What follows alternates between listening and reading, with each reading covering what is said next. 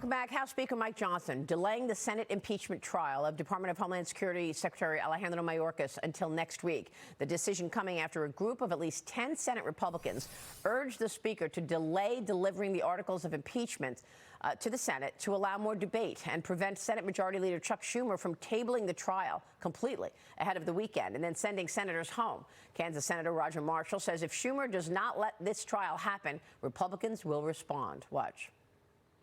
Tabling this impeachment articles is a nuclear option. In our estimation, this is a nuclear option, and it will necessitate some type of nuclear retaliations. Joining me right now is Texas Congressman August Pfluger, a member of the House Homeland Security Committee and one of the House Mayorkas impeachment managers. Congressman, good to see you. Thanks very much for being here this morning.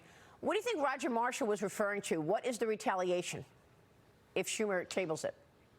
Well, you know, I'm not sure exactly what the Senate retaliation will be, but I know this is the right call to delay it because Chuck Schumer wants this gone today. So does the president. They know that this issue is a losing issue for them. They know that most Americans know that the border is a complete tragedy and a disaster. And to not even be able to hear the facts presented to the Senate like should be is just completely disrespectful of our system of government. So I'm glad that we've delayed it. We've been urging for the same thing. There needs to be a maximum pressure campaign applied to people like John Tester, Sherrod Brown, others who really need to take the courage to say, let's hear the facts. The American public deserves some transparency. That has not happened yet, and I'm glad that we are delaying for another week to continue to get those facts out into the public. But why would it be any different in a week as far as Chuck Schumer is concerned? I mean, maybe he doesn't table it this week, so he tables it next week. Well, I think you're right.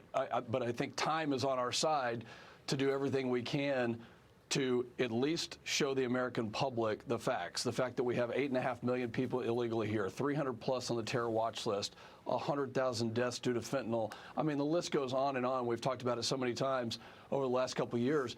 But now is the time that the American public deserves to understand that the Senate, under Chuck Schumer's leadership, is just going to table this, that they don't even have the respect for the system to hear it. And I think that's why you hear people like Roger Marshall and others that are saying that's unacceptable. And they're going to retaliate. We'll see how that actually happens and what their tactics are. So you don't know what the retaliation would be if, in fact, Chuck Schumer tables it? I mean, because I don't know what another week gets you is really my point. We all know that there are 10 million people here illegally on Joe Biden's watch. We all know that many of them are in the terrorist watch list. We all know that the fentanyl is flowing, killing American citizens. We all know that women are getting raped on their way here and that the drug cartels are bringing home billions of dollars on this whole thing, and they're the ones deciding who comes into the border. You really think another week is going to convince the American people that this guy has to go?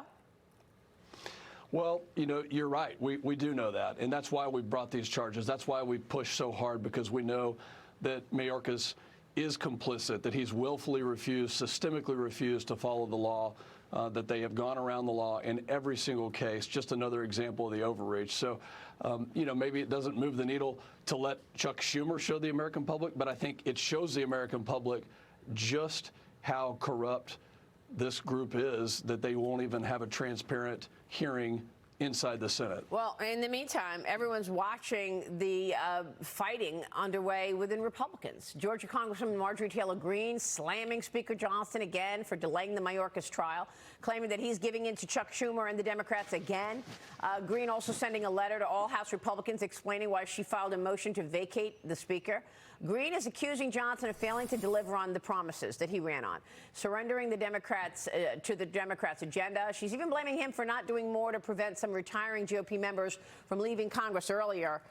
And we know who she's referring to. I mean, that would be Mike Gallagher.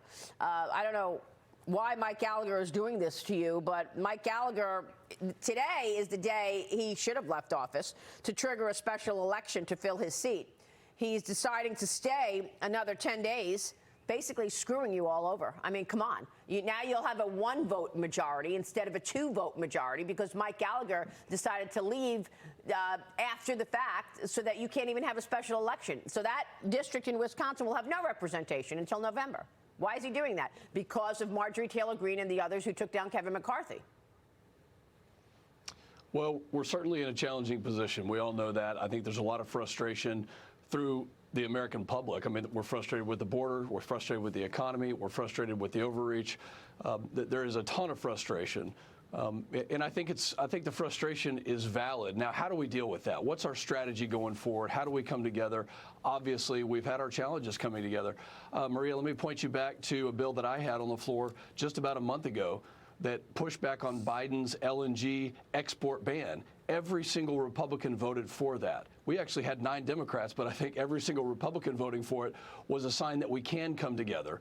So now is not the time to have a vacation of the speakership. Now is not the time for us to divide, and there are plenty of things that we can argue about, but it's time for us to come together. I know the border issue is one where we can come together. I know that there are other issues like energy and things that are really affecting our national security. So there are many of us who are pushing for us to get back together, to fight back against the Democrats who are trying to ruin this country every single day. Yeah, I mean, Congressman, I think what you're saying, most people agree with in terms of the impact on their own lives from these policies out of this White House. But it's really amazing to me that you all have been unable to move the needle on securing the border. It's a tragedy. It really is. We want to see an aggressive approach. We want to see, one of the recommendations that we've made is we should have a bill every single week on the House floor related to the border. You take Lake and Riley, you take the issues that we've seen time and time again in my district where there was a 10-year-old boy killed by a drunk driver from an illegal alien who had been deported 5 times. Those are horrible. We need to be putting a bill related to the border every single week on the House floor to remind Americans just how tragic this White House has treated our security right here at home. Yeah, so are you going to do it? Well, that's exactly the urging that people like me and others are pushing for. Okay. And I have to give Mike Johnson some credit. Yep. He has put some bills on the floor. We need more. Right. Congressman, it's great to see you. We'll be watching your work, particularly that LNG pushback. We so appreciate your time. That's your district, the greatest capacity for this country's production of oil and gas right there in your backyard. Good to see you. August Pfluger joining us this morning in D.C.